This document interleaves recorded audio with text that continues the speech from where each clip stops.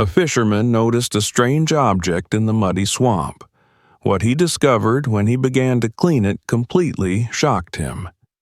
Subscribe and tell us in the comments where you're watching this video from. The morning broke slowly over the wetlands, pulling a thin veil of light through the gray mist that hung over the water. The surface of the bayou looked like tarnished glass, scattered with drifting leaves and the trembling reflections of cypress knees jutting out like dark fingers. The air was thick, humming with the steady buzz of unseen insects. Everything smelled of mud and salt and something old, something that never quite dried.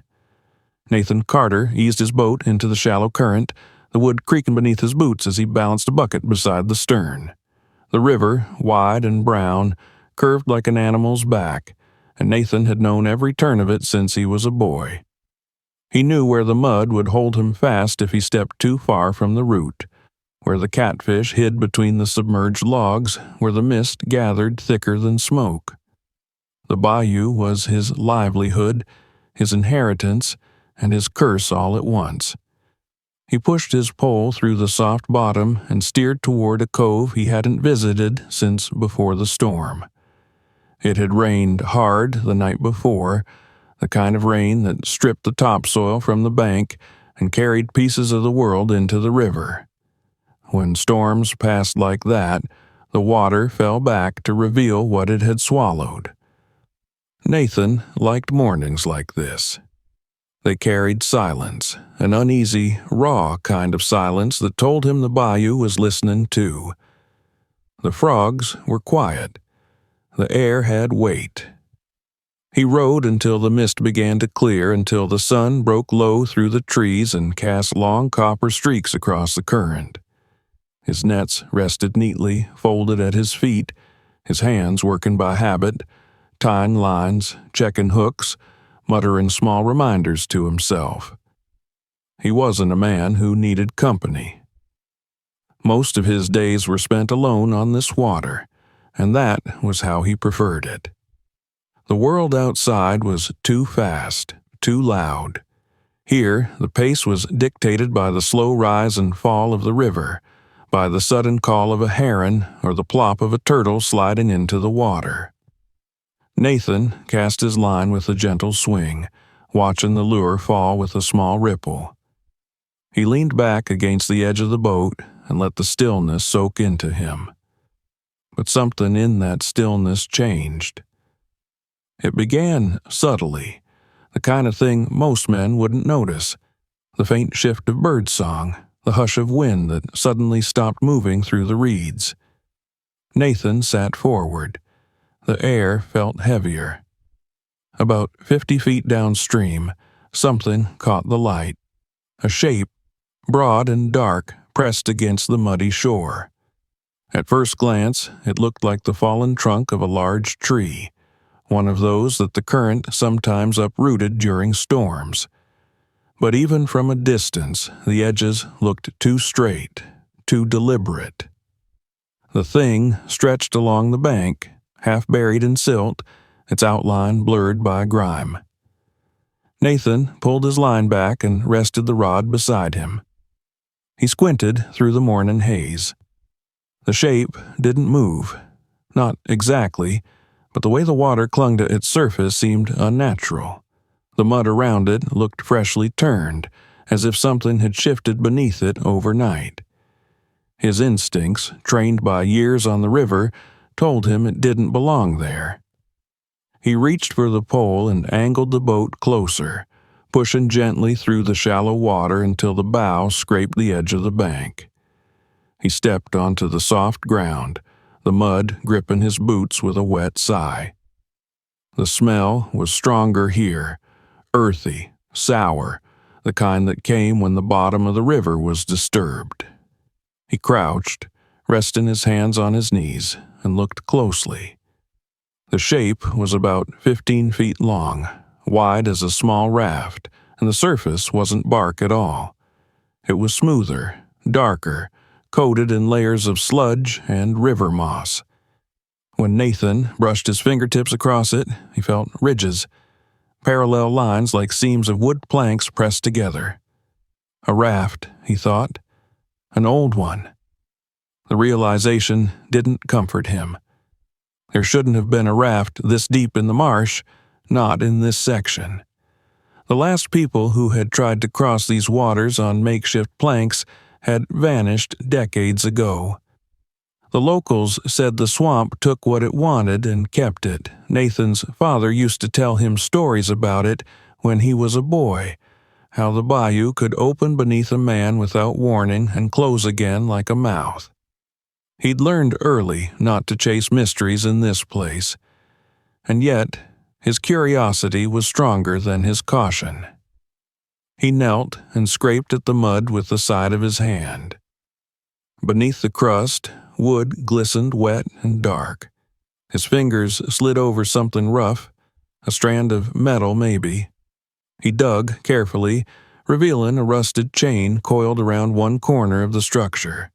It was thick, each link fused with reddish corrosion, the kind of chain used to anchor boats or bind cargo.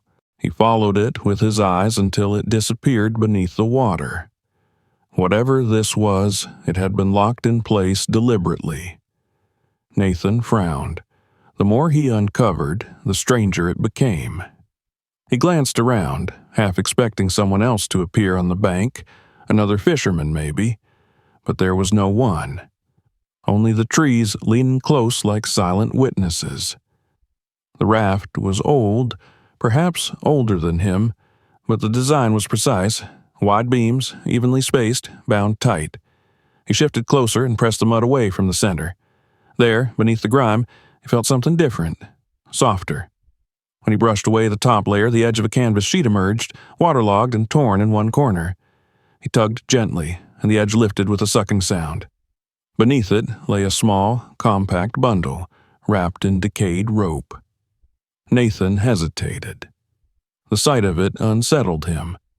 Things left wrapped and hidden in the swamp rarely meant anything good. He told himself it was probably trash, old supplies from a forgotten fishing camp. But he couldn't leave it alone. He pried the knot apart, and the rope fell away like wet straw. Inside was a weather-beaten metal box about the size of a loaf of bread. Its surface was streaked with green patina, the lock crusted shut. The box looked heavy, solid, sealed for decades. He set it aside and continued to scrape. The mud came away slowly, clinging to his fingers. As he worked, another glint caught his eye, a shard of glass maybe. He leaned closer and uncovered a thin rectangle pressed flat against the wood. It was a photograph, sealed in a plastic sleeve gone yellow with age. The image was faint, but he could make out the faces. A young woman holding a baby, both looking straight into the camera. The corners of the photo were warped, but a faint line of writing could still be read on the back through the transparency. The words were smeared, yet one phrase was clear enough to make him still his hand. "If anyone finds this, tell my daughter." A chill crawled over Nathan's skin. He turned the photo in his hand, the water dripping down his wrist. The woman's eyes seemed to follow him even through the fading print. Whoever she was, she'd left this here intentionally. He could almost see her in his mind, standing somewhere on this very bank years ago, placing the bundle onto the raft before the swamp claimed it. Nathan looked back at the metal box. The lock was rusted, but it still held firm. He thought about prying it open right there, but the sound of a splash nearby made him pause. He straightened, scanning the water. A ripple moved through the reeds about 20 feet away, then another, slower this time. Probably a gator, he told himself, but the unease in his gut didn't fade. He tucked the photograph into his pocket and gathered the box and canvas bundle in his arms. The weight of the metal felt heavier than it should. The mud sucked at his boots as he made his way back to the boat. He laid the items carefully at his feet and pushed off from the shore, the pole dipping deep into the riverbed. The water was calm again, almost too calm. The sun had risen higher now, cutting through the mist, revealing a sky as pale as tin. As he drifted away, he glanced over his shoulder at the dark shape half submerged in the mud. It looked unchanged, but the sight of it pressed against him like a memory that didn't belong to him. He told himself he would take the box home, dry it out, and call the sheriff's office after lunch. That was the sensible thing to do. Yet, as the boat glided back toward the channel, a thought he couldn't shake crept into his mind. Someone had gone through great trouble to hide this raft, to chain it down, to keep it from floating away. Someone had meant for it never to be found. The frogs began their chorus again as the boat moved farther downstream. The swamp was waking up, returning to its ordinary rhythm as if nothing had happened. But Nathan could feel it deep in his bones. The river had changed for him. The air itself seemed to hum with something old and unresolved. He looked at the photo once more before tucking it safely into his tackle box. The handwriting on the back was fading, but the plea was clear enough to bind him. By the time he reached the dock near his house, the sun was high and the day had turned sharp with heat. The insects screamed in the reeds, the air dense and sticky. Nathan lifted the metal box from the boat, water dripping from its edges, and carried it up the worn steps to his porch. Behind him, the river gurgled softly, as if sighing after a secret finally spoken aloud.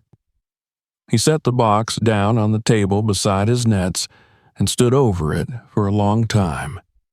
He could hear the distant croak of frogs, the faint rumble of an engine somewhere down the road, and his own breathing. Everything about the morning had been ordinary until that shape in the mud. Now, even the light seemed different. The swamp had given him something, and whether it was a gift or a warning, he couldn't yet tell. As he looked toward the tree line, he thought he saw a flicker of movement between the shadows, a ripple that wasn't wind, a dark figure that might have been a trick of the light. He blinked, and it was gone. But the unease stayed with him, sharp and silent. The bayou was never empty, he knew that much. It watched and remembered, and today it had chosen him to remember something long buried. Nathan turned back to the table, resting his hand on the damp lid of the box. The metal was cold beneath his fingers, colder than it had any right to be under the Louisiana sun. He would open it later, he decided. First, he needed to think. The photograph lay beside it, the faces blurred but alive somehow. The woman, the child, the raft chained to the bank. All of it formed a pattern he didn't yet understand. Inside his house, the floorboards creaked as he stepped inside, the sound echoing softly through the small space. The smell of coffee and river air filled the room. He set the box on the counter and washed the mud from his hands, watching the brown water swirl down the drain. Outside, the sound of the swamp rolled on, unbothered, eternal. He felt its rhythm again, steady and slow, but now it carried a question. The photograph was still in his hand when he looked out through the window toward the river. The line on the back echoed in his head. "Tell my daughter."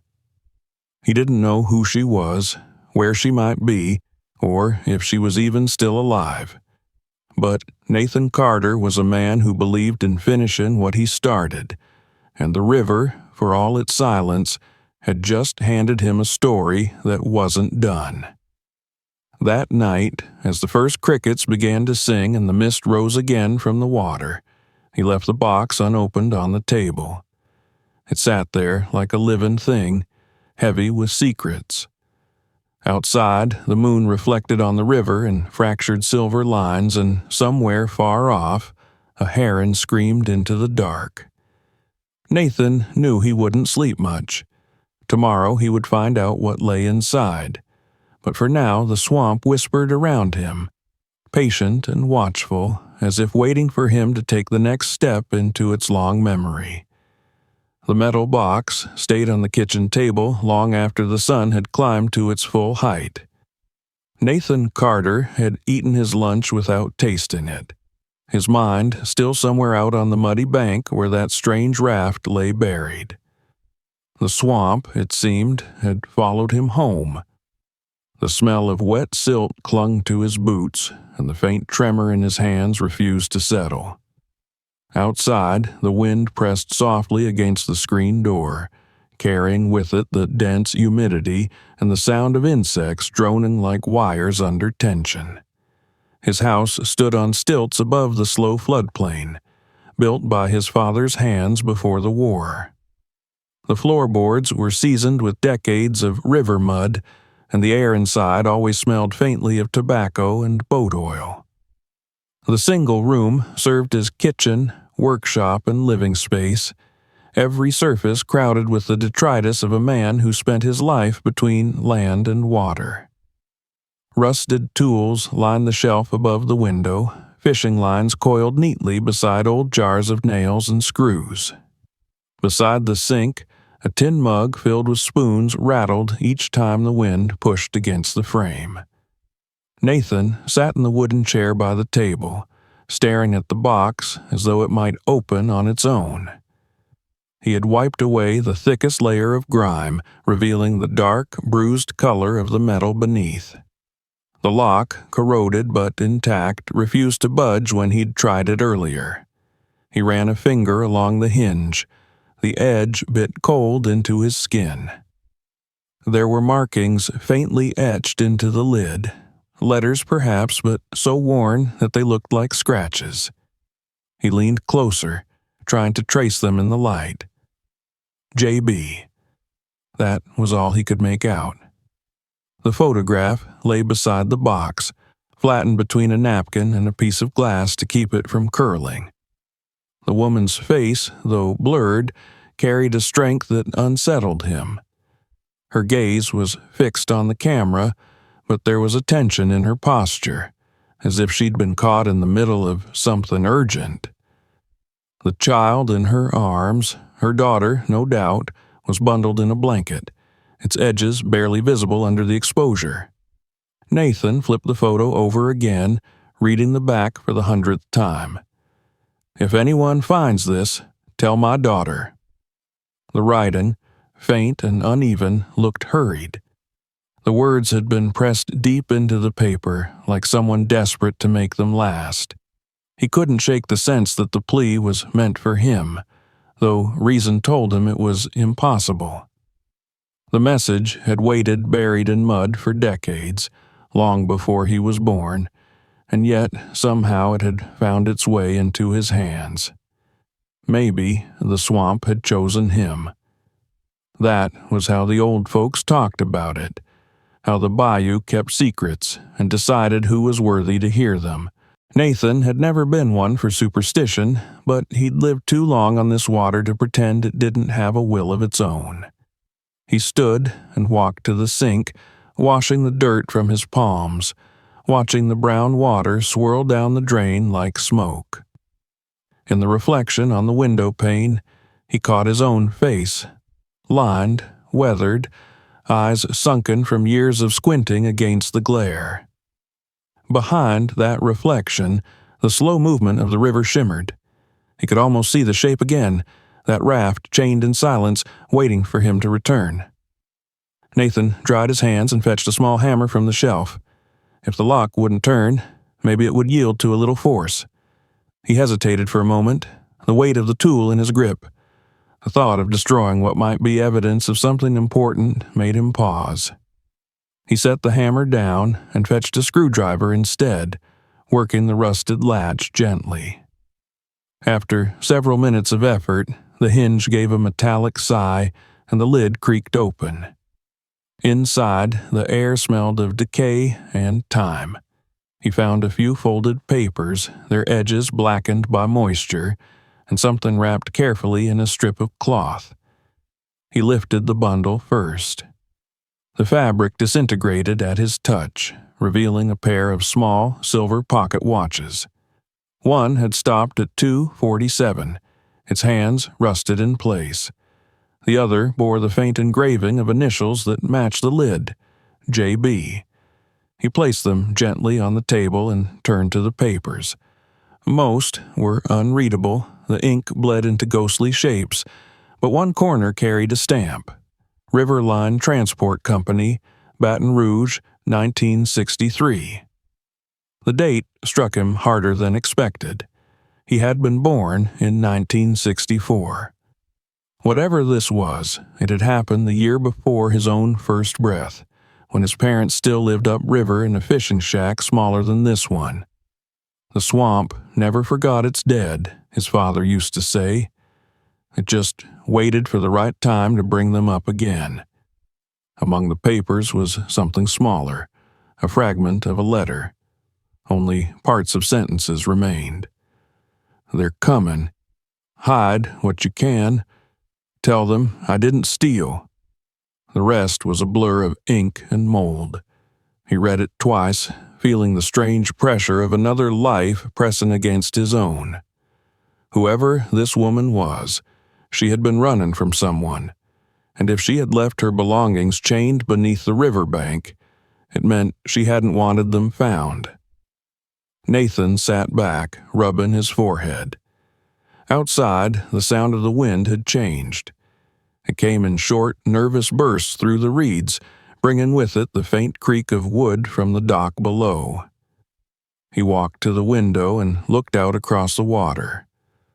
The river was high again, the current carrying flecks of green and brown.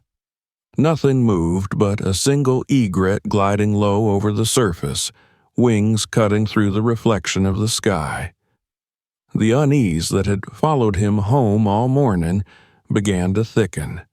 He poured himself a cup of coffee and sat again at the table, staring at the photograph. He needed to know who she was.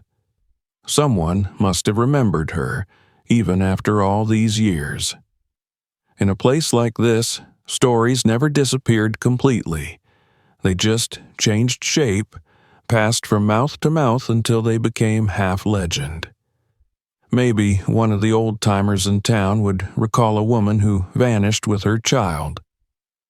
He thought of Clyde Wesson, his father's friend, who used to work for the local newspaper before it went under. Clyde knew every scandal that had ever touched the parish. If anyone could connect this story to a name, it would be him. Nathan took his phone from the counter and scrolled through the small list of numbers saved in it. Clyde's was near the top, though he hadn't called him in months. The man was pushing 70 now, living alone in a cabin off the main road. He hesitated, thumb hovering over the call button. What was he supposed to say? That he'd found a box in the swamp, maybe belonging to someone dead half a century? Clyde would laugh at him, or worse, tell the sheriff. But then he remembered the handwriting on the back of that photograph, and something in him hardened. He pressed the button. The call rang several times before a gravelly voice answered. Nathan introduced himself and explained carefully what he'd found. He didn't mention the raft or the chain, only the photograph and the documents. There was a long pause on the other end, then a soft exhale. Baton Rouge, 1963, Clyde said slowly. You said Riverline Transport. That name rings a bell. Nathan could almost hear the man sifting through memories. There was a case. Family disappeared during the floods that year. Husband worked for Riverline. Folks said he ran off with company money. His wife and baby went missing, too. They said she drowned trying to cross the bayou. Never found a body. Nathan felt the skin on the back of his neck tighten. He looked again at the photo on the table. You remember the names? He asked quietly. James and Evelyn Brown. Clyde replied after a moment. I covered it back then. Sheriff's report said the man was wanted for theft and obstruction. Some thought he was framed, but you know how things were. Big company like Riverline owned half the town. Story disappeared after a few weeks. The name Evelyn clung to him like the mist outside. It fit the face in the photograph, the tired strength in her eyes. When he hung up, he felt both closer to the truth and farther from understanding it. If this was indeed her box, then she had left it behind deliberately. And if she'd written that message, it meant she hadn't died right away. She had hoped someone would find it. The day dragged on heavy and silent. Nathan spent the afternoon cleaning his gear, but his thoughts kept circling back to the raft. Maybe there was more buried under the mud, something he'd missed. As the sun began to sink behind the cypress trees, he walked out onto the porch, the boards creaking beneath his weight. The sky had turned the color of old copper, the river reflecting the dying light in streaks of orange and black. He leaned against the railing, sipping the last of his coffee. A dragonfly hovered near his face before darting away. Everything felt too still. He could hear the distant rumble of thunder, though the air was dry. Somewhere in the reeds below, something splashed, small, deliberate. He looked down, expecting to see the ripples spread across the water, but there was nothing. The sound came again, closer this time, followed by the faint creak of wood. He froze, listening. It wasn't the natural groan of the dock, it was the careful pressure of footsteps. Nathan set his cup down slowly and moved inside, glancing through the window. From the angle of the porch light, he could see the outline of his small boat tied to the post. The rope that held it looked slack, like it had been tampered with. He opened the door quietly and stepped outside. The air had thickened again. The smell of rain mingled with something else. Oil, maybe, or gasoline. He crouched near the edge and touched the rope. The fibers were freshly cut. Someone had been there. He straightened, scanning the dark tree line. The only movement was the faint shimmer of fireflies blinking in and out among the reeds.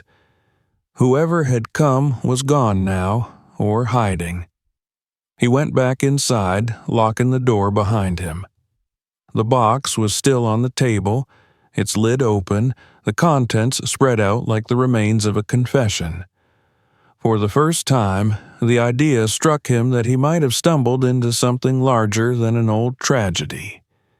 He gathered the papers and placed them carefully back inside, closed the lid, and carried the box to his bedroom. He lifted a loose floorboard near the corner and slid the box beneath it before replacing the board. Then he turned off the lights and sat on the edge of his bed, staring at the faint glow of the moon through the curtains. The wind picked up again outside, rattling the tin roof. Nathan thought about the initials on the lid, the woman in the photograph, and the fragment of a letter begging to be heard across time. Maybe Clyde was right. Maybe the husband had stolen something, maybe the wife had fled. But there was something in her eyes, that mix of fear and determination, that told him the truth wasn't so simple. He lay back but didn't close his eyes. Through the floor, he could feel the faint vibration of the river below, constant and alive. The bayou had given him its secret, and now it refused to let him rest.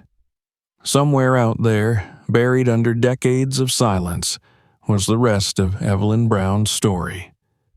And Nathan knew, with a heaviness that felt almost like duty, that he wouldn't be able to walk away from it. When sleep finally came, it was shallow and uneasy. In his dream, the riverbank rose like a breathing thing, the mud pulsing with a heartbeat. He saw the raft again, the chains gleaming wet in the moonlight, and heard the whisper of a woman's voice repeating the same phrase over and over. "Tell my daughter." When he woke before dawn, the air was still and the first light was creeping through the shutters. He sat up, his heart pounding, and realized he'd already decided what he would do next. He would go back to the swamp. He would find out what else it had buried. And this time, he wouldn't be alone. The next morning dawned with a heavy fog rolling low across the river, blurring the outlines of trees until they looked like half-remembered ghosts. Nathan Carter stood on the porch, mug in hand, and watched the slow drift of mist wrap around his boat as if the bayou were trying to claim it again. He hadn't slept much. Every creak of the house, every sigh of wind through the screens had kept him awake, his mind circling the same questions over and over. Who had come near his dock last night? And why? He'd spent most of his life believing the swamp kept its dangers visible. Gators, storms, currents, things a man could see and guard against. But this was different. Whatever had brushed the edge of his world now moved in shadows, like an echo of something long buried that had decided it wasn't finished with the living yet. He finished his coffee and went back inside, his boots thudding softly against the floorboards. The house was dim, lit only by the gray morning light slipping between the slats of the shutters. The floorboard under the corner of his bed hid the metal box, but Nathan could almost feel it through the wood, the weight of its contents pressing against the quiet, patient waiting. He told himself again he wouldn't open it further until he knew what he was dealing with. He'd already pried too much into something that wasn't meant for him, and yet curiosity had already taken root. He gathered a few things, his notebook, a small camera, and an old folder he used for receipts, and packed them into a canvas bag. He planned to drive into town that morning, to the parish archive, to look through old records. It was something he hadn't done in years. Most men of his kind didn't need to look at paper to know history. They carried it in memory through stories told over a drink or on long nights by the fire. But the kind of story he'd stumbled on was one that memory had tried to erase. By the time he reached the small library, the fog had lifted enough to reveal the edges of the road. The building stood squat and sun-faded beside the courthouse, its sign half eaten away by rust. He parked under the drooping branches of an oak tree, the air thick with the smell of wet earth. Inside, the place smelled of dust and ink, and something faintly sweet, like dried glue. The librarian, a quiet woman with thin glasses, looked up when he entered but said nothing. She had seen Nathan before, years ago, when his father died and he came looking for land records. She simply nodded and went back to her catalog. The microfilm machines hummed in the back corner, relics from another time. Nathan slipped into the seat, the stool creaking beneath his weight. He pulled one of the rolls labeled Parish Chronicle, 1960-1965, and began to scroll. The images flickered under the lens: small-town stories, faded ads, lost pets, church socials, the ordinary noise of life captured in type. And then, half a reel later, he saw it. Family vanishes in storm. Riverline employee missing. The headline stretched across the top of the page in uneven black letters. Beneath it, a photograph, grainy and water-damaged, showed a young man in work clothes standing beside a barge. James Brown, age 32, technician for Riverline Transport Company, is presumed missing after the loss of 2 vessels during last week's flood. His wife Evelyn and their infant daughter have not been located. Authorities suspect foul play. Nathan leaned closer. The article continued with quotes from company officials denying any wrongdoing, calling Brown a loyal employee, but the subtext was clear. The man had been blamed for something. Another short column the next week carried an update. Search called off. No bodies recovered, and then nothing. The story simply stopped. As Clyde had said, it had vanished from public attention as quickly as it appeared. He printed a few copies and returned to his truck, sitting for a long moment with the engine off. The paper trembled slightly in his hand, not from the wind, but from the steady pulse of his own nerves. Something about the way the company's name kept reappearing unsettled him. River Line Transport. He'd heard it mentioned around Baton Rouge when he was younger, usually in the same breath as rumors about smuggling and bribes. The company had collapsed in the late 70s after a scandal involving unregistered shipments. If James Brown had been mixed up in that world, whether willingly or not, it explained why someone might still care enough to keep the past buried. Before heading home, Nathan stopped at a small diner on the edge of town, a place where fishermen and truckers ate before the heat of the day made work unbearable. He ordered black coffee and sat in a corner booth, the newspaper copies folded on the table in front of him. As he waited, he noticed an old man sitting a few stools down, his cap low, a cigarette trembling between his fingers. Nathan recognized him. It was Raymond Wells, who had once run the machine shop by the docks. His memory was said to be sharper than most men half his age. Nathan approached, greeting him quietly. Raymond squinted through the smoke and nodded.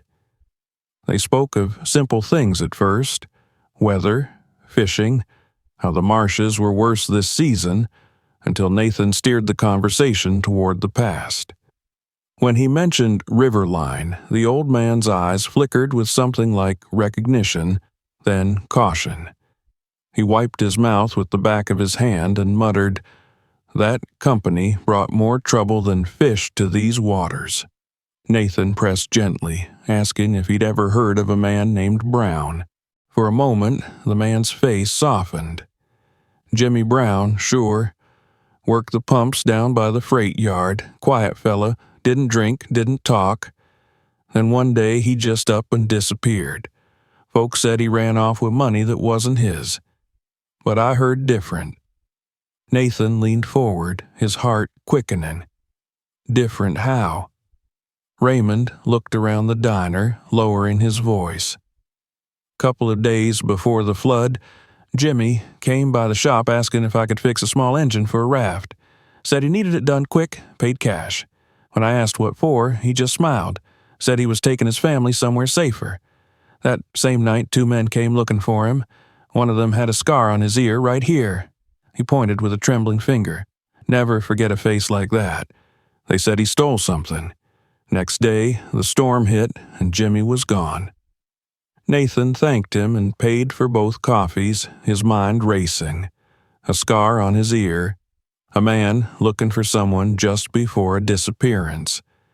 The details matched too well to be coincidence. As he walked out of the diner, he couldn't shake the feeling that the swamp wasn't finished telling its story. The drive home felt longer than usual. The sun had burned through the mist by now, leaving the sky pale and hard. He turned off the highway onto the dirt road that led toward his property, the tires crunching over gravel. When he pulled up beside his house, the first thing he noticed was that the gate to his dock was open. He was sure he had closed it that morning. He stepped out slowly, scanning the yard. Everything looked ordinary. The same tools by the shed, the same pile of nets by the porch. But the sense of order felt forced, like someone had moved things back just enough to disguise their presence. He went inside, his pulse quickening. The air inside the house was still, but something in it had changed, a faint scent of sweat and tobacco that wasn't his. The chair by the window was pulled slightly out of place. He moved to the bedroom and knelt by the loose floorboard. The nails looked untouched, but when he lifted it carefully, he saw what he feared. The box was there, but its lid sat open a fraction of an inch.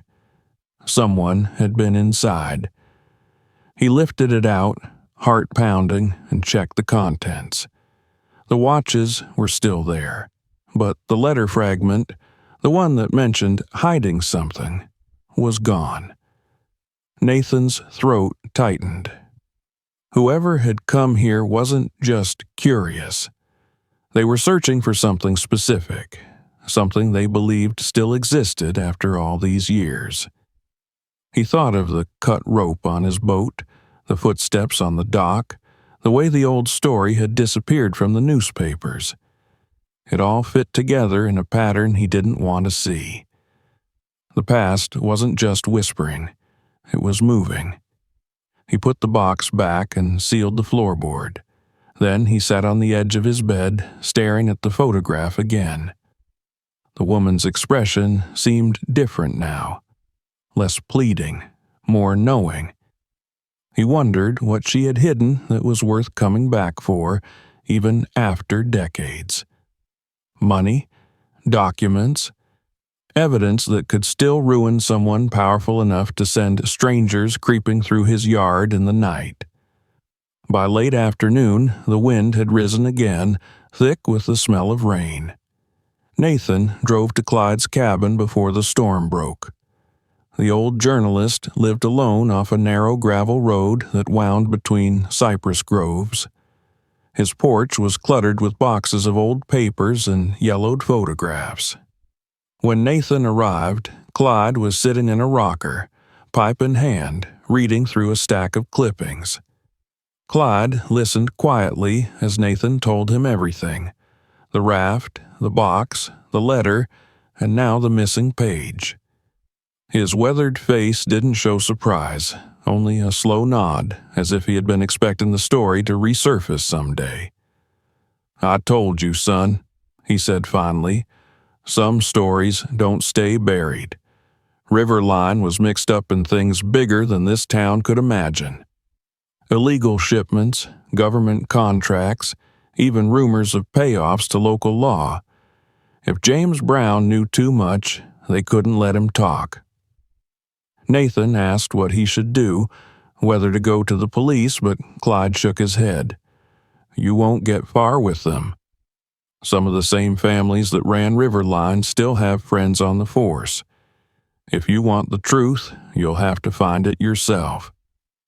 Start with the company archives, if any survived, or find people who worked there. But be careful. If someone broke into your place already, they know you've got something." The rain began to fall in slow, heavy drops, tapping against the porch roof. Nathan felt the chill spread through him, not from the weather, but from the realization that Clyde was right. He was in the middle of something dangerous, something that reached beyond his quiet patch of river. He left the cabin before nightfall, driving through sheets of rain that blurred the road ahead. When he reached his house, lightning was flashing over the bayou, the sky split open in white veins.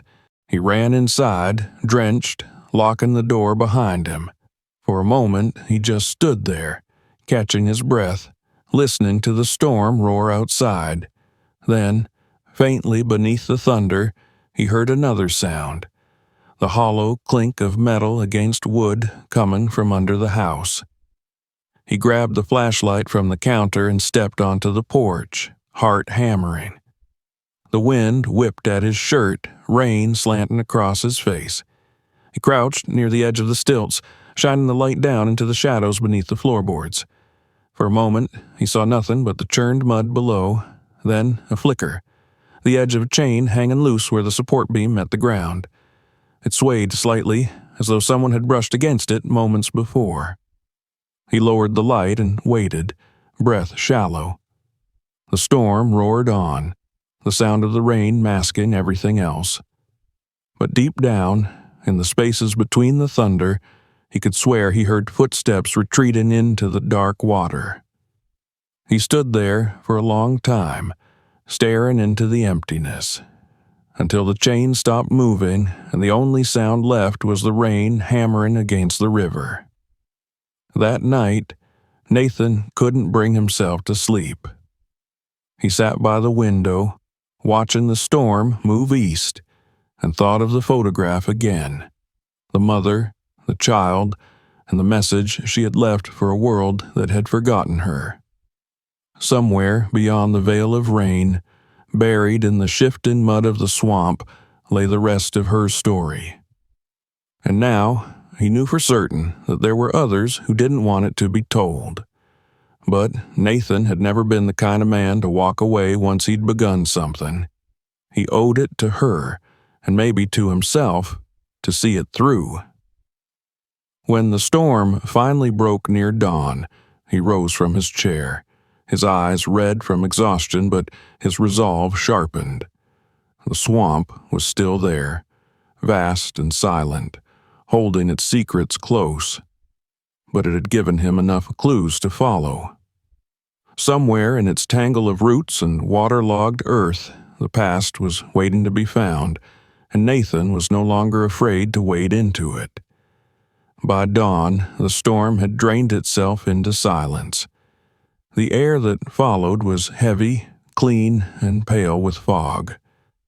Nathan Carter stepped outside with the same weary calm he carried after every long night. But this time he wasn't simply tired.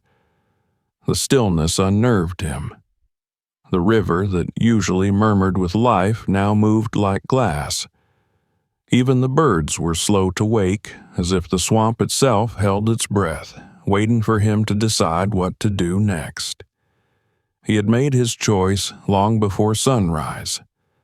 Whatever haunted that muddy riverbank, whatever those men had been searching for under his floorboards, he needed to see it again with his own eyes. The photograph and the half-ruined letter had only deepened the mystery. Now, after the night's intrusion, it felt like an obligation, as if the woman in the picture had pressed her story into his hands, refusing to be forgotten. Nathan filled his thermos, packed a flashlight, gloves, and a tarp into his satchel, and climbed down the damp steps to his boat. The world was still gray, the outlines of the trees swallowed by mist. He pushed off quietly, letting the current guide him through the narrow channels he knew by memory. The oar dipped soundlessly into the water. Every few strokes he looked back, half expecting another shadow to emerge from the fog behind him, a reflection that wasn't his own. When he reached the cove, the water had dropped another inch since the storm. The shape was still there, pressed into the mud as though the river were reluctant to release it. The raft's edges were clearer now, thick timbers, blackened by age, bound with loops of iron chain that glimmered faintly under the dim light. He pulled the boat to shore and stepped out, his boots sinking ankle-deep in the silt. The smell of decay was strong, metallic, but beneath it lingered something older, wood and oil, perhaps from the raft itself. Nathan crouched and brushed the mud away from one corner. The boards beneath were smooth, hand-cut. Whoever had built it had known what they were doing. This was no accident of driftwood. The planks ran parallel, evenly spaced, reinforced by crossbeams bolted with square nails. He imagined a man building it in haste, every movement filled with purpose, perhaps fear. He thought of James Brown, the missing technician working by lantern light while the storm clouds gathered, assembling a last chance to save his family. Nathan began to map it in his notebook, the length, width, the direction it faced. He traced the rusted chain that looped around the nearest cypress trunk. It wasn't tangled, it was tied deliberately, in a way that would keep the raft from floating off but still allow it to rise with the tide. The precision chilled him. It was as if someone had anchored not just wood, but a moment in time. He scraped away more mud, uncovering remnants of cloth, thin burlap fibers that disintegrated when touched. Near the edge, a cluster of nails formed a pattern, maybe where a crate or small box had once been fastened. He followed the marks, finding faint impressions beneath the silt, like shadows of what had once been there. It made sense now why the metal box had been chained in place. Whoever left it wanted it to remain hidden until the water chose to give it up. Nathan worked methodically for hours, losing track of time. The sun rose behind the fog, turning the air from silver to gold. He uncovered a section of the raft's underside, where the mud was thinner, and found another chain. This one snapped. He ran his fingers along its rough links. The break looked deliberate, as if someone had tried to free the raft quickly. For a moment, he imagined the scene: Evelyn clutching her child, the water rising fast, the roar of thunder overhead. Someone cutting the chain in desperation while another shouted from the trees. The image felt too vivid, too close. As he straightened, movement in the reeds caught his eye. A flash of color, then stillness. He waited, muscles tensed, listening. A frog croaked somewhere behind him, and the ripples subsided. The bayou was playing tricks on him again, testing his nerve. He turned back to the raft and continued his work. It was near midday when he found something else. In the soft muck near the far end, where the raft curved inward, a faint shape emerged. Not wood this time, but metal. He dug carefully with his hands until he exposed a small buckle, the kind used on belts or bags. Attached to it was a strip of leather so degraded it tore at the slightest pull. Beside it, pressed into the mud, lay a small coin, blackened and worn smooth, the year still visible. 1962. Nathan lifted it and wiped it clean. The coin gleamed briefly in the sunlight before dulling again, swallowed by oxidation. It was nothing of value, and yet he felt its weight in his palm, proof that a life had passed here. He packed the coin into his pocket and leaned back on his heels. The raft wasn't just a relic, it was evidence. Every nail, every chain told a part of the story, and yet there were gaps he couldn't fill. Questions that reached beyond his knowledge of boats or rivercraft. He needed confirmation, a second pair of eyes. Someone who could read the marks the way an archaeologist reads bones. That thought brought him back to the name Clyde had mentioned the night before. A woman named Laurette May, a retired nurse who had worked near the docks in the 60s. If the name Miss L in the ruined letter referred to her, she might know something about Evelyn or the child. Nathan decided he would find her, but first he needed to document everything here. He took photos from several angles, careful not to disturb more than necessary. The raft looked almost peaceful under the weak sunlight, like a sleeping creature resting in the mud. But beneath that calm surface lay tension, a sense that this was only the beginning. He sealed his notebook and stepped back toward the boat. The air had grown warmer, the fog finally retreating, and the swamp was alive again with sound. The buzz of cicadas, the distant cry of a heron, the lazy splash of something unseen slipping into the water. Before leaving, he stood for a long moment, looking at the raft. He could feel the pull of the story beneath it, dragging him deeper than he'd planned to go.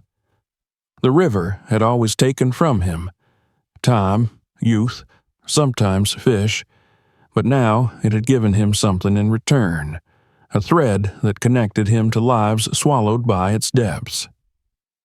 The trip back was slow. The heat settled like a hand on his shoulders, and the boat cut through water thick with pollen and debris. When he reached the main channel, he saw a white truck parked near the access road that led to his property. It hadn't been there that morning. He slowed, watching through the veil of reeds. The truck was empty, its doors closed, no license plate on the back. A chill crept up his spine. He rowed past quietly, keeping his eyes on it until the bend in the river hid it from view.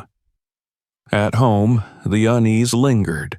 He secured the boat, double-checking the ropes this time, then went inside to call Clyde. The old man answered on the second ring, his voice gruff but steady. Nathan told him about the raft, the chain, the coin. Clyde listened in silence, then exhaled. "That matches what I heard," he said finally. "She didn't drown out there. She tried to escape. Someone caught up with her. If you found that chain snapped, it means they were close." Nathan asked about Lorette May. Clyde said she was still alive, living in a small care home 2 parishes over. "She's not all there anymore," he warned. "But sometimes memory slips loose when you least expect it. Bring that photo if you go. It might stir something." Nathan thanked him and hung up.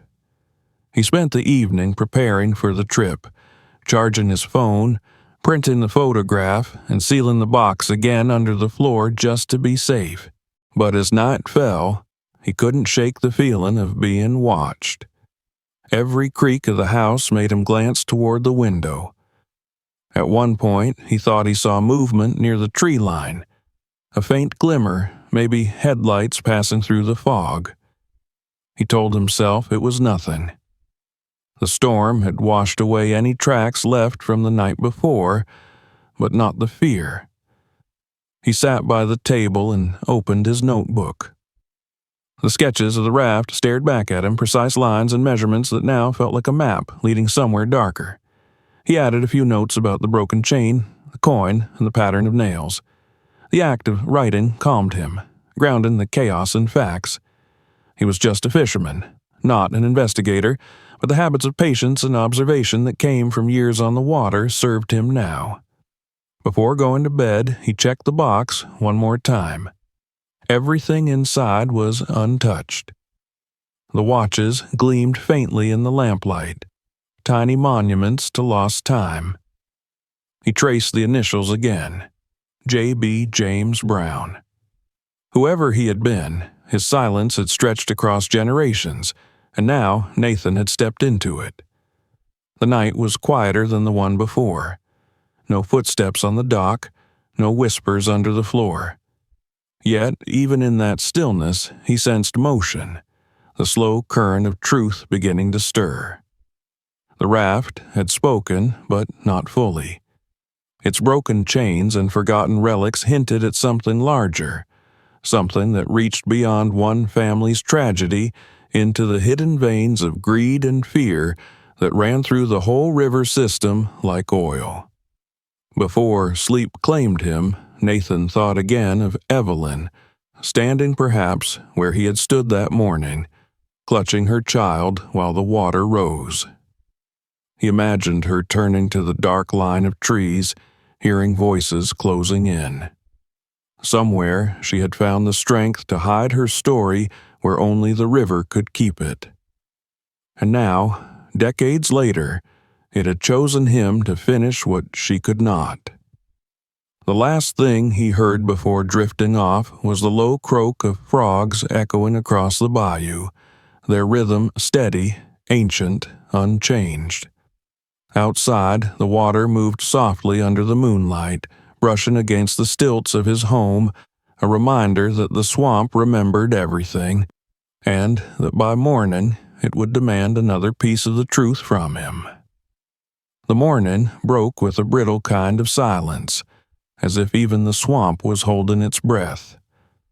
Nathan Carter awoke before the first light touched the treetops, already dressed and moving about his small home in purposeful rhythm.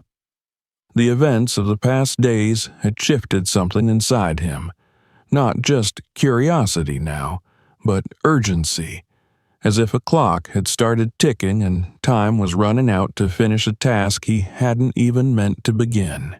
Everything he had seen, the raft with its snapped chain, the broken buckle, the silver watches, the faded photograph, had led to one certainty.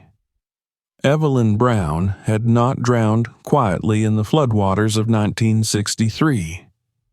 She had tried to escape something, and someone had made sure her story vanished before it could reach the surface.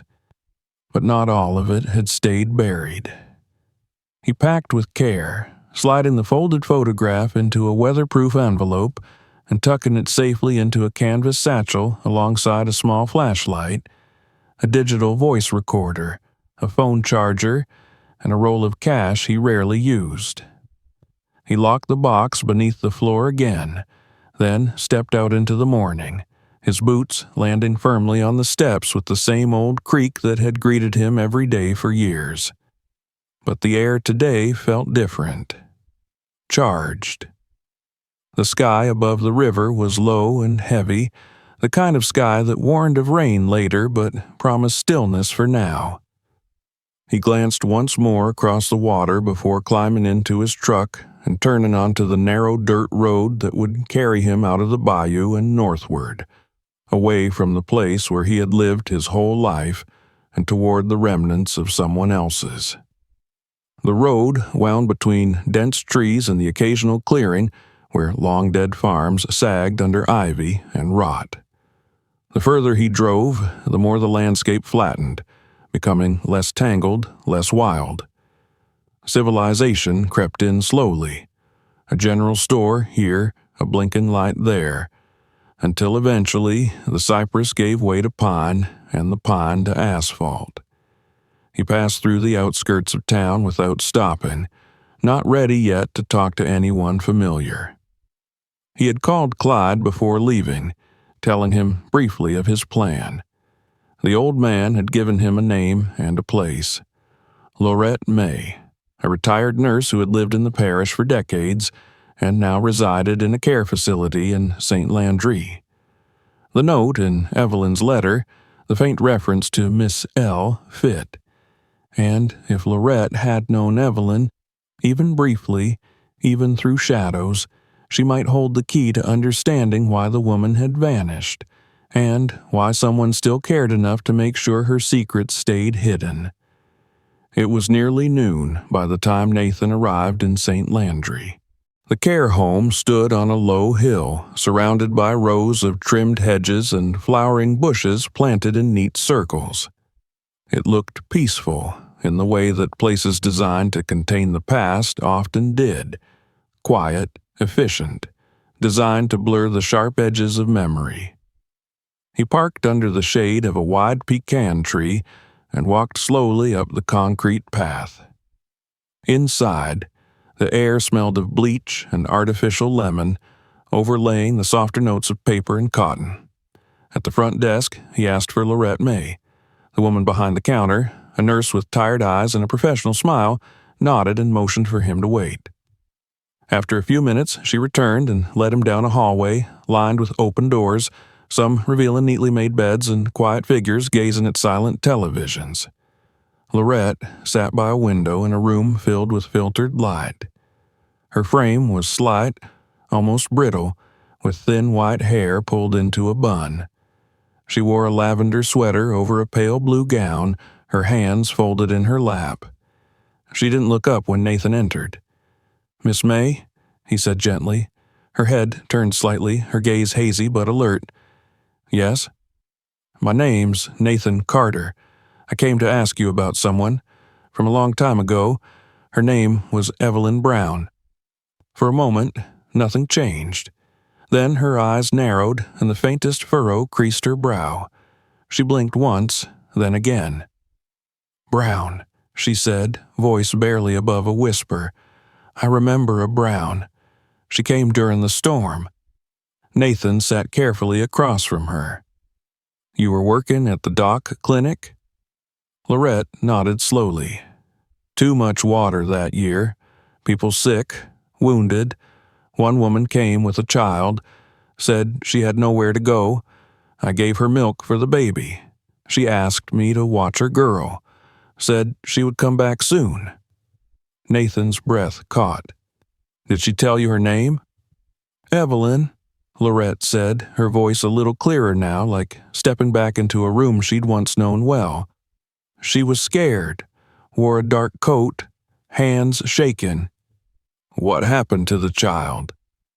"I kept her until the parish took her," Lorette replied. "She didn't come back." Nathan took the photograph from his bag and held it out. "Is this her?" Lorette reached with trembling fingers, took the envelope, and stared at the image for a long time. Then she pressed it against her chest and closed her eyes. "That's her. She had this photo, said it was for the baby, a keepsake." Nathan swallowed, his throat dry. "The girl, what happened to her?" "They changed her name," Lorette said. "Put her with a family in Georgia. All hush-hush. No papers ever came back. I wrote her name down once. Grace. I think they kept Grace." It was enough, more than he had expected. Grace, a daughter who had grown up never knowing her real mother, perhaps never even knowing she had been abandoned in a storm, not out of neglect, but out of love and danger. Nathan stayed a little longer, asking for any records, but Lorette shook her head. "It's all gone now. Only memory." She gave him back the photograph and smiled faintly, the lines in her face deepening like roots. "Tell her," she said, "tell the girl, her mama tried." Outside, the light had softened, casting long shadows across the lawn. Nathan sat in his truck, staring at the dashboard, letting the weight of the conversation settle. Grace. A name. A direction. He didn't know where exactly she was, but he had enough to start. He opened his notebook and began making calls. A few leads, dead ends, until finally he reached an office in Augusta, Georgia. A kind voice on the other end confirmed a woman named Grace Monroe had once been registered as an adoptee from Louisiana in the 60s. They could not give out personal details, but he left a message explaining only that he had information about her biological mother. He didn't sleep much that night. He stayed in a roadside motel, the kind with scratchy sheets and flickering lights.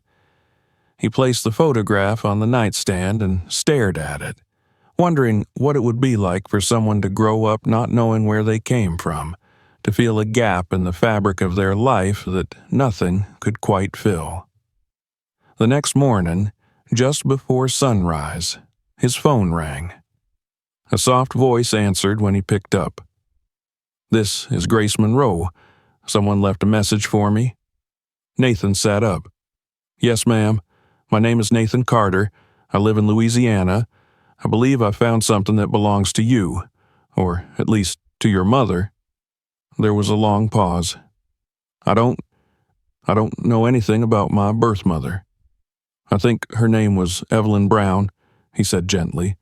"She disappeared during a flood in 1963.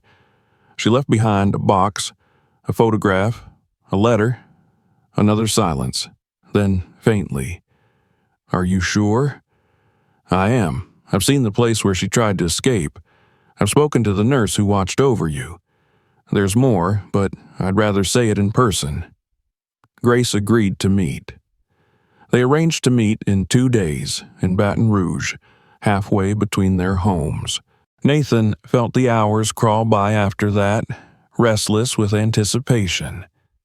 The story had begun with a shape in the mud, but now it was becoming something living, something that could be touched and named.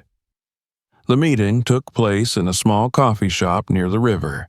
Grace was in her late 50s, her hair streaked with gray, her posture guarded. But her eyes were steady as she looked at the photograph Nathan placed before her. She didn't speak for a long time. "She looks like me," she said finally. "I never had any pictures. My adoptive parents were good to me, but they never knew where I came from." Nathan nodded. "Your mother tried to protect you. She ran, but someone was chasing her. She left this behind so one day someone could tell you the truth." Grace traced the edges of the photo with her fingers. "What happened to her?" "I don't know everything yet," Nathan admitted, "but I think she didn't make it out. I think she was caught." There are people who tried to erase the evidence, people who may still be watching.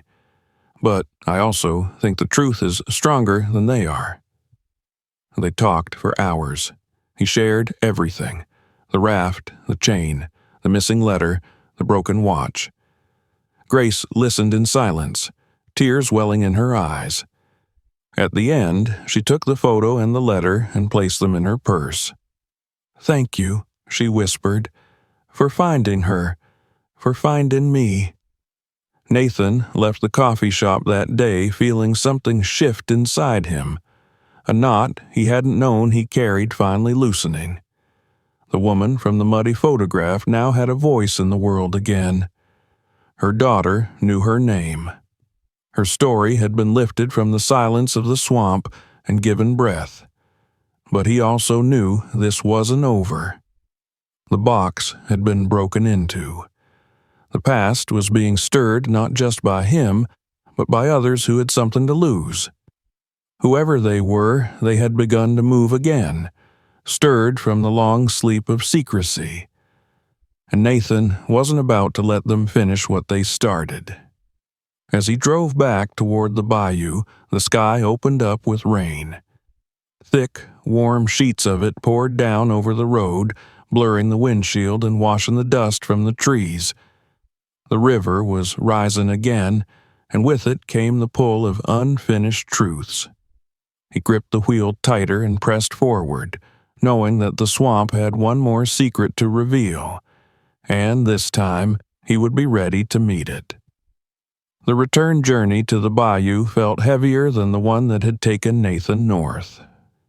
The conversations with Grace echoed in his mind, each word carefully replayed, each pause carrying the weight of generations of silence. Her voice had trembled, but not from weakness. There was a quiet resolve in her once the truth began to settle, a strength in simply knowing at last where her life had begun. But alongside that resolve had come something darker. Fear. Not of her mother, not of the past, but of what might still be watching from the shadows of that story. Nathan had seen it in her eyes before she even spoke of it. The unease was mutual. Neither of them could explain it fully, but both had felt it.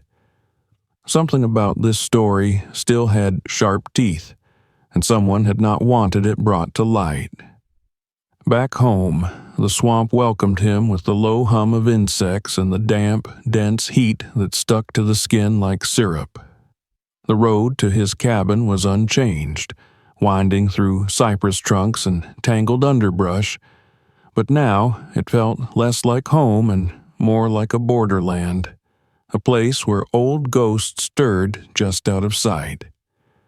As he pulled into the clearing and cut the engine, Nathan sat still for a long moment, listening. There was nothing but the creaking of the trees and the breeze, and yet his skin prickled as if he were being watched. Inside the cabin, the air was stale. He set the satchel down carefully and checked the box beneath the floorboards. It was untouched, or at least it seemed so. He didn't trust appearances anymore. He opened it and examined the contents again, as if trying to sense whether something invisible had shifted in his absence. The photograph of Evelyn was still there, as was the folded letter and the rusted trinkets. But something gnawed at him, a vague sense that a part of the story still lay hidden.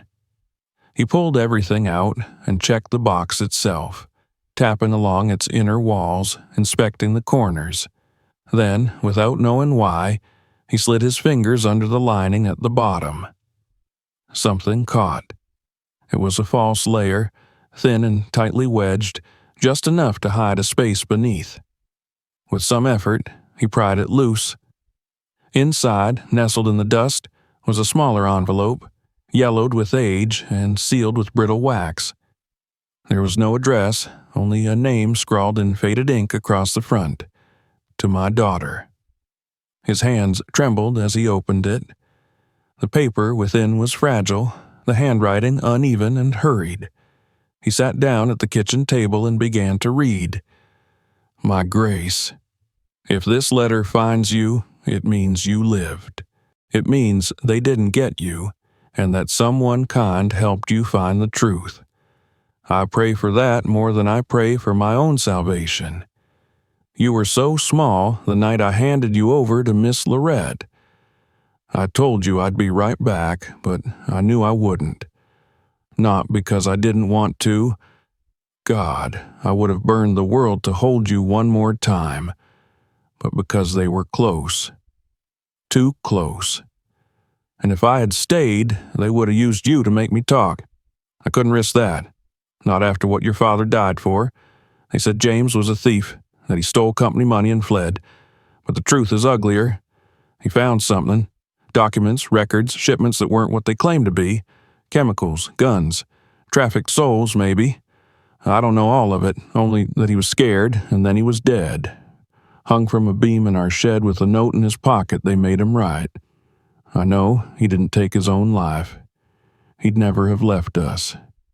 They came for me the next day. Men in uniforms without names. Told me I'd be safer if I stayed quiet. Safer if I moved away. Disappeared. But I didn't listen.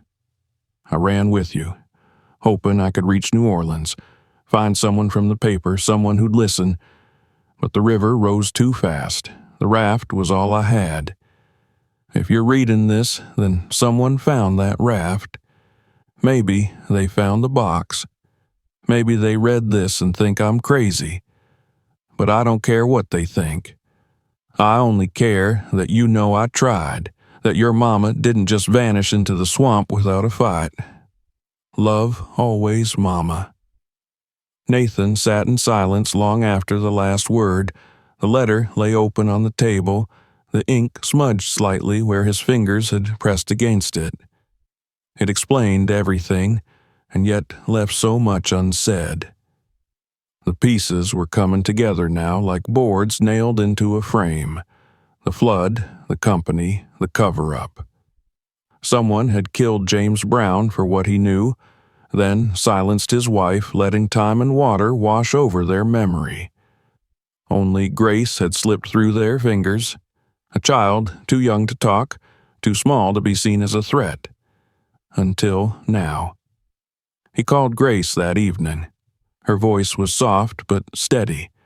I found a letter, he said. It's from her. To you. There was a pause, and then a choked, "Can you read it?" He did, slowly, carefully, his voice thick with the weight of it. When he finished, she didn't speak. He waited, giving her space. Finally, she whispered, "She knew. She knew everything, and they killed her for it." "I think so." "Do you still have the rest, the documents, anything that could prove it?" "Some," he said. "Enough, maybe. But someone's already tried to take it." "Then we need to be careful," she said. "Very careful." The next day, Nathan met with Clyde again. The old journalist was waiting for him at the same diner where they'd first spoken about Evelyn. Clyde listened to the letter with a grim expression, then leaned forward. "I knew parts of this," he admitted. Whispers, rumors about shipments coming through the docks that didn't match the logs. But no one would go on record. And when the Browns disappeared, it was like the whole story evaporated. Nathan nodded. "They made sure of that. If you're thinking of going public, you'll need more than a letter. You'll need dates, names, connections. Otherwise, it's just another sad swamp story." "I'm not just thinking of going public," Nathan said. "I'm thinking of finishing what Evelyn started." That night, as the cicadas hummed and the moon hung low over the bayou, Nathan sat by his window, the box open on the floor beside him. He sorted through its contents again, this time looking for patterns. The broken watch, the receipts, the faded ledger pages, it was all part of something bigger. Something he had to understand if he was going to survive what came next. He didn't hear the truck until it was already turning down his drive. The sound of tires on gravel broke the quiet like a slap. He stood quickly, grabbing the box and hiding it beneath the floorboards. The headlights flashed across his porch. A vehicle idling in silence. Then footsteps. One set. Heavy. Nathan reached for the baseball bat by the door and cracked it open just a hair. A man stood outside, tall, wearing a jacket too clean for the swamp. He knocked once, sharp and precise. "Mr. Carter," the man called, "we need to talk." Nathan said nothing. "It's about something you found. Something that doesn't belong to you." Still, Nathan said nothing. The man waited a few moments more, then turned and walked back to his truck. A minute later, the engine roared to life and the vehicle pulled away, disappearing into the trees. Nathan waited another 10 minutes before moving. When he finally did, he didn't feel fear. He felt confirmation. The story Evelyn had died to protect was still dangerous, which meant it was real, which meant it had to come out. He called Grace again. "They're watching me now." "Then let's finish this together," she said, "for her." The line went dead, but the message remained. Nathan stood in the darkness of his cabin, one hand resting on the floorboards that now held the past. Outside, the swamp shifted and sighed, not as a warning, but as witness. The time for silence was over. The sun had not yet risen when Nathan Carter left the main road and turned onto the dirt path that led back to the bayou.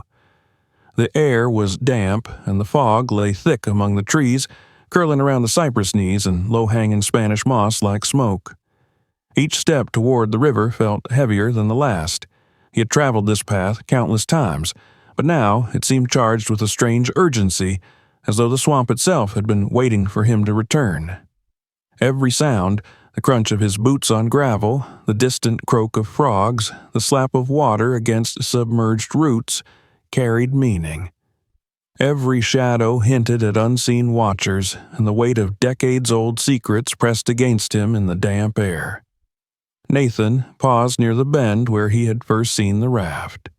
The river was low, and the water moved sluggishly, heavy with silt and debris from recent rains. The raft lay in its old place, half submerged, dark and still, chains glinting faintly under the gray light. Time had eroded some of its edges, but the structure remained intact, as if the river itself had preserved it. Nathan stepped carefully into the mud, feeling the soft give beneath his boots, and knelt beside the old boards. The swamp smelled of wet wood, earth, and something metallic, the remnants of rusted iron that had not yet surrendered to decay. He ran his hands over the timbers, tracing the seams and nails, the scars of past work and hurried construction. Every detail told a story.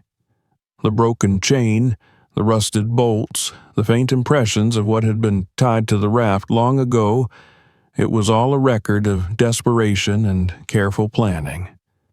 Nathan knew now that Evelyn Brown had left everything she could, yet had been forced to leave far more behind. The letter to her daughter, the watches, the photographs, and the metal box were pieces of a puzzle the swamp had kept hidden for decades, waiting for someone persistent enough to find them. As he worked, he uncovered more evidence of hurried escape. A length of rope frayed and cut, knots that had been tied in a rush, and a small worn leather strap that had once fastened a bundle to the deck. Each piece revealed a fragment of the night when Evelyn had tried to flee with her child. Nathan imagined the storm rising, water surging, the dark shapes of men pressing close. He could feel the tension in the boards, the way the wood had been reinforced to carry a small life across treacherous water. The raft was more than wood and iron. It was a vessel of survival, a vessel of secrets, and a witness to events that had been hidden beneath layers of mud and time. He took photographs of every detail, documenting the chains, the fastenings, and the impressions of what had been tied to the raft. He worked methodically, careful not to disturb anything unnecessarily, understanding that every mark was a clue. The swamp around him remained quiet, the usual chorus of frogs and insects subdued, as if nature itself was aware of the importance of this moment. Nathan's hands grew raw from the mud, his knees caked with silt, but he did not pause. He was aware that whoever had come to the cabin in the last days had not been casual visitors. The presence of others, the cut rope on his boat, and the broken letter in the box all pointed to people still invested in keeping the past buried. Hours passed. The sun climbed slowly, filtering through the mist and casting long shadows across the water. Nathan moved along the raft, inspecting every plank and chain. He found a small piece of metal, bent and jagged, embedded in the mud beneath one of the timbers. He recognized it as a part of a latch, possibly from the box or another container that had been tied to the raft. The thought that there could be more hidden nearby urged him forward, deeper into the swamp, away from the main path, following the subtle rise and fall of the land, the faint impressions left by decades of water movement. He reached the far end of the raft where the mud was softest. Using a small spade he had brought, Nathan began to carefully excavate around a cluster of timbers. Hours of patient digging revealed another container, long buried, covered with layers of mud and silt. It was smaller than the metal box he had retrieved before, but clearly deliberate, a rectangle of wood reinforced with iron straps.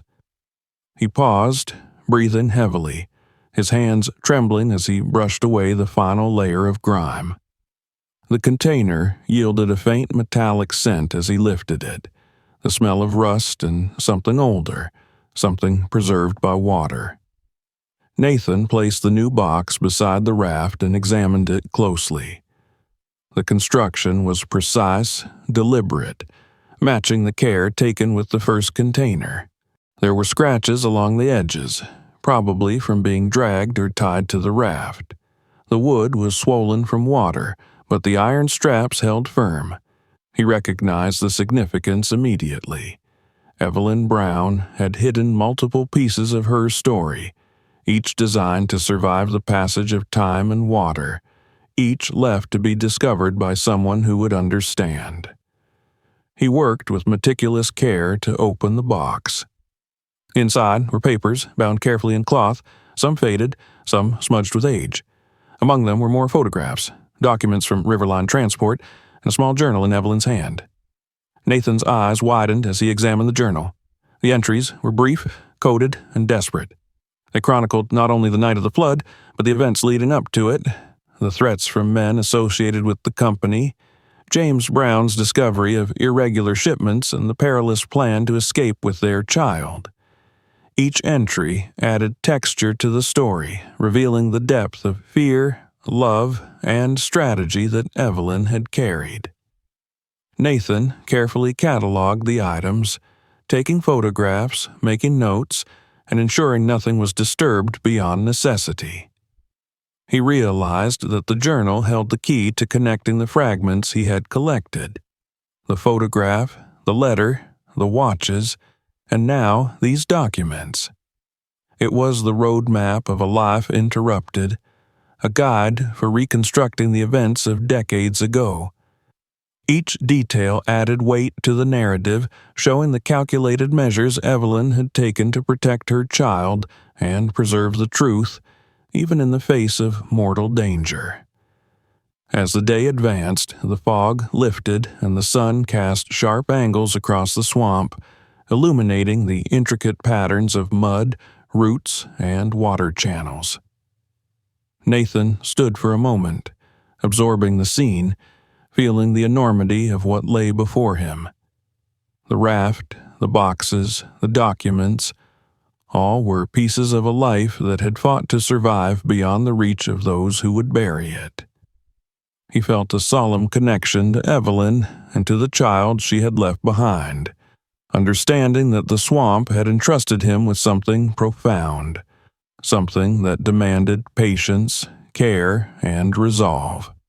Nathan packed the contents carefully, securing them for transport, but he did not move immediately.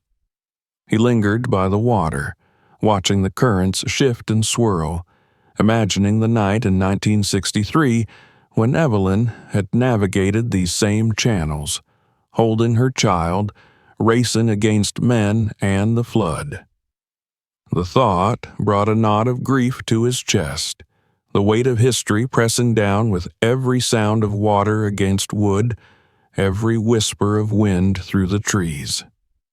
Then he noticed movement in the distance, a flash of black and the faint outline of a vehicle between the trees.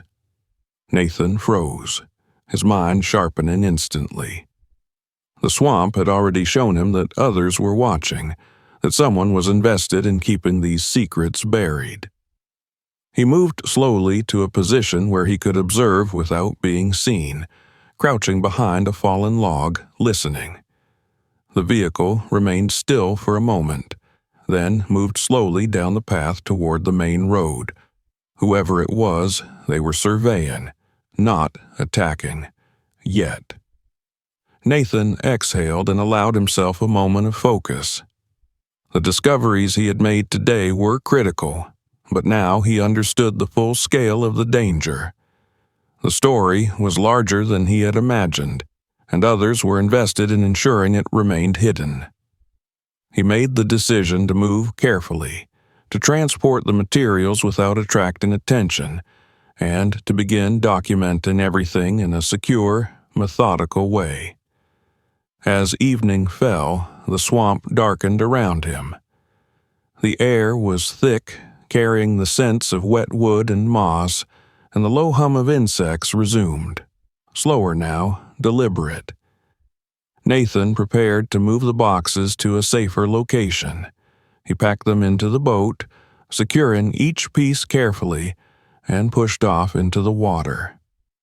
The current carried him slowly downstream, and he watched the river's edge with constant vigilance. Each bend, each shadowed root, seemed to hold a secret, and he moved with the awareness that every step could reveal watchers unseen. The journey back to his cabin was slow, careful. Nathan reflected on the enormity of what he had uncovered: the raft, the letters, the documents, the photographs, and the journal. Each element connected to a life lived in desperation, a mother fighting to protect her child from forces she could not control. He understood that the past was not inert. It had momentum, influence, and danger, even now, decades later. When he finally reached his home, the swamp was cloaked in darkness, the moon casting pale light through the branches. Nathan secured the boat and carried the boxes inside. He placed them carefully beneath the floorboards once more, ensuring that each one was hidden, yet accessible, cataloged, and intact. For a long time he sat by the window, listening to the sounds of the swamp, feeling the weight of the story settle around him. The past had finally returned in full, and he was its custodian. He understood that the story was not yet complete. There were still loose threads, people who had survived, secrets that might still be threatened, and a daughter who needed to know the truth in its entirety. But, for the first time, he also knew that he was not alone. Grace had been located, the letter delivered, and the connections were forming.